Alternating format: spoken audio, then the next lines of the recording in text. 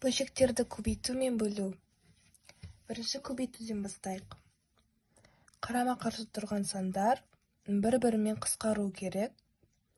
Бірақ бұл жерде қысқаратын сан жоқ. Сол үшін үстіңгі сандар мен астыңғы сандарды көбейтіп шығамыз. 3-ті 2-ге көбейтсе 6, 5-ті 8-ге көбейтсе 40. Екеуін қысқартамыз. Екеуі 2-ге қысқарады. 6-ны 2-ге бөлсе 3, 40-ты 2-ге бөлсе 20. Сонда 3 бөлінген 20 шығады. Енді екінші мысалды көрейік.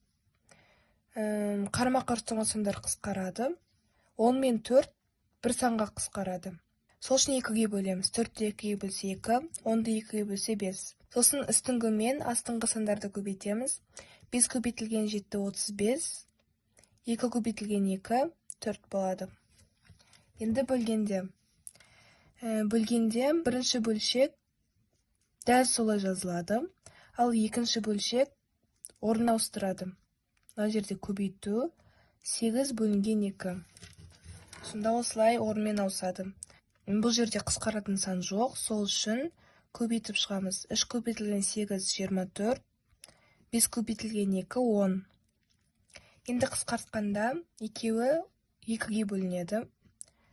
24-ті 2-ге бөлсек 12, 10-ды 2-ге бөлсек 5. Мынаны тура солай шығарамыз. Бірінші бөлшек дәл солай жазылады. Бөлу көбейтуге айналады. Сосын мынау 4 пен 7 орынмен ауысады. Сосын 4 бөлінген 7 болады.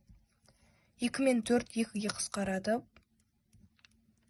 10-ды 2-ге көбейтеміз 20, 1-ді 7-ге көбейтсек 7 болады.